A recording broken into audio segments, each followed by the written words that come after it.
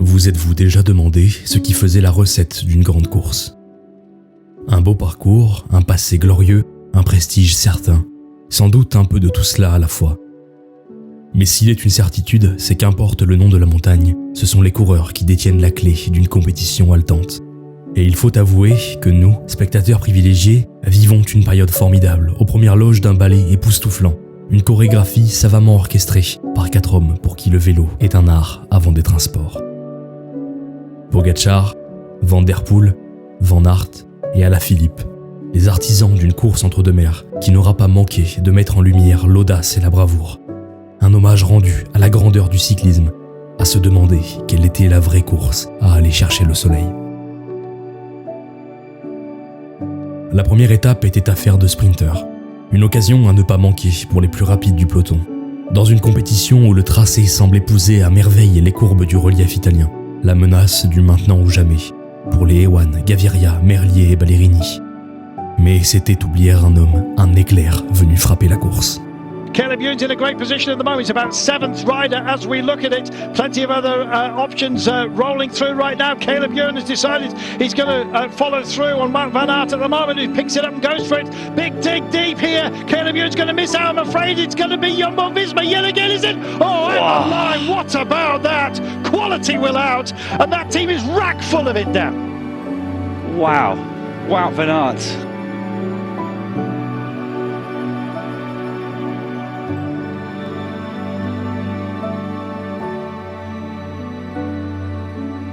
Le sprint, première flèche dans le carquois de Wout van Aert. Du cyclocross à la montagne, d'une mer à l'autre, aucun terrain suffisamment redoutable pour faire flancher le Belge.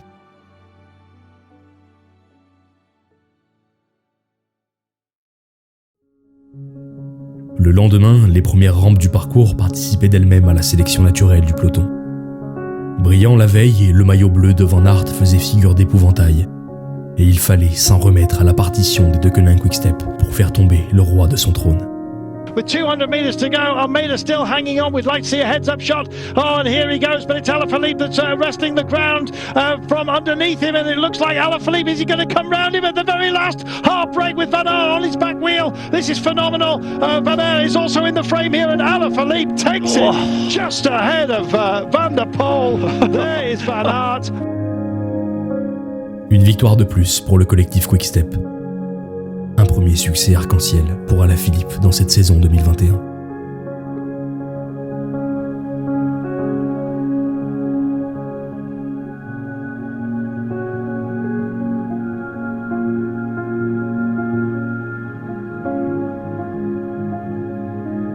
Comme si l'on avait pu oublier ses derniers succès, la dernière arrivée massive pour cette troisième étape revenait à Van der Poel. Well, Van Aert is here. So, though, is Van der Poel. He's going to be turning on the taps right now. Oh, and it's the pair of them yet again, gunning it out for the line. Who's going to get there? Favourite on the day. How about that? Precocious in the extreme.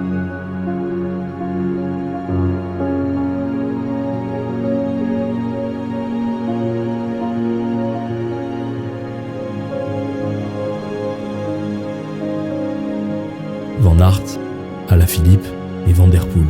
3 hommes pour contribuer au mythe et faire peu à peu entrer cette édition du Tirreno Adriatico dans l'histoire.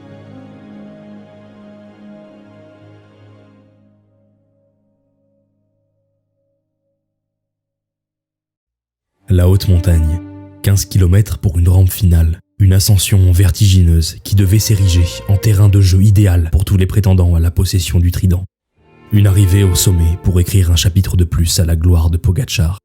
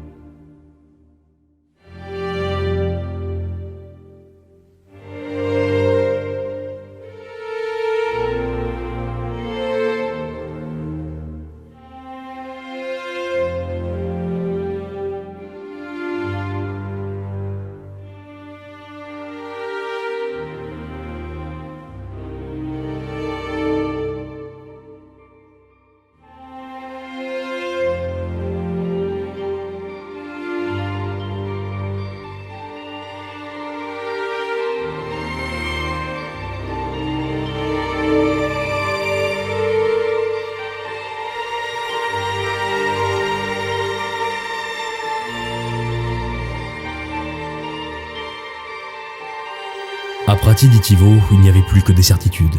Pogačar apportait une preuve supplémentaire de sa suprématie lorsque la route s'élève, reléguant Ineos et ses deux anciens vainqueurs du Tour au rang de grands perdants. Et si Yates et Higuita réalisaient une ascension quasi irréprochable, tous ne pouvaient que constater l'écart immense tracé dans le sillage du Slovène. Et puis le maillot bleu de Van Aert passait la ligne d'arrivée. Une tunique qu'il allait devoir céder malgré des efforts considérables qui ne sont que des reflets de plus de son immense talent. Mais aussi grande que fut la performance, la montagne était trop haute pour empêcher Pogačar de s'y hisser en vainqueur incontesté. Dans la brume, tous assistaient au clap de fin de l'étape reine du Tirreno Adriatico.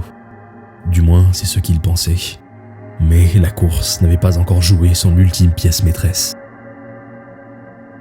Ah là il pleut, ça y est. Là il pleut fort sur la route de Tirreno Adriatico. Attention parce que ça va évidemment avoir son influence également sur la course.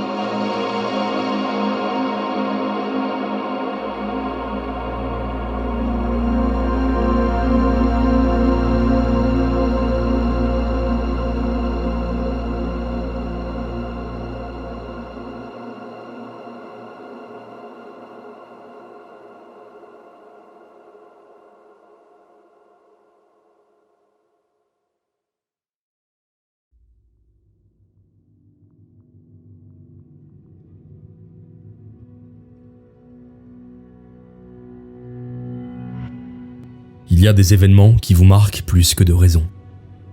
Racontant une histoire qui s'écrit au gré des kilomètres, où chaque coup de pédale est un ancrage sur papier vierge, de ces récits qui en appellent à la bravoure et au courage, il en ressort une figure héroïque, grandiose. Un homme pour qui la bonne pratique du vélo n'est pas une recette, une science exacte ou une affaire de stratégie qui amène avec elle plus d'ennui que de passion. Mais bel et bien un art que l'on peut façonner tel un sculpteur taillant le marbre, un sport et tous ses codes que l'audace peut faire voler en éclats. Une compétition sur laquelle il laisse toujours une empreinte indélébile.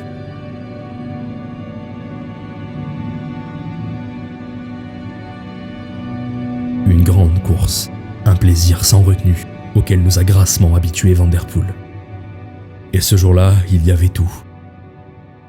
Des conditions météorologiques qui font basculer la course dans le registre du dantesque, un baroud solitaire qui en intente à une époque où l'on préférait conquérir que de simplement gagner. Puis, Un corps vidé de toutes ses ressources, pour rappeler au monde que les dieux ne saignent pas. Pour un final au suspense insoutenable entre deux hommes qui représentent à merveille cette essence de la course.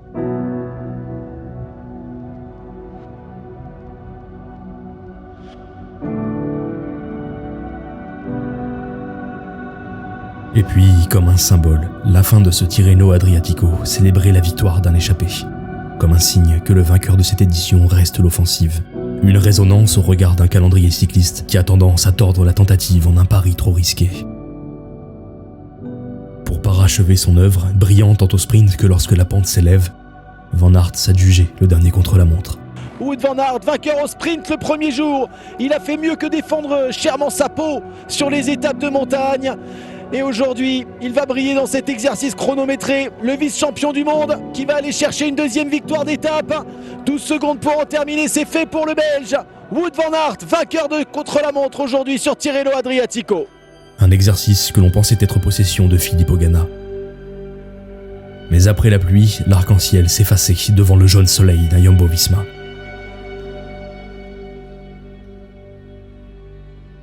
De cette course entre deux mers, le trident doré revenait à Pogačar. Mais dans ce trophée se reflètent les artisans d'une lutte acharnée, les acteurs d'une compétition grandiose. Vous êtes-vous déjà demandé ce qui faisait la recette d'une grande course ? Ils étaient là pour apporter la réponse.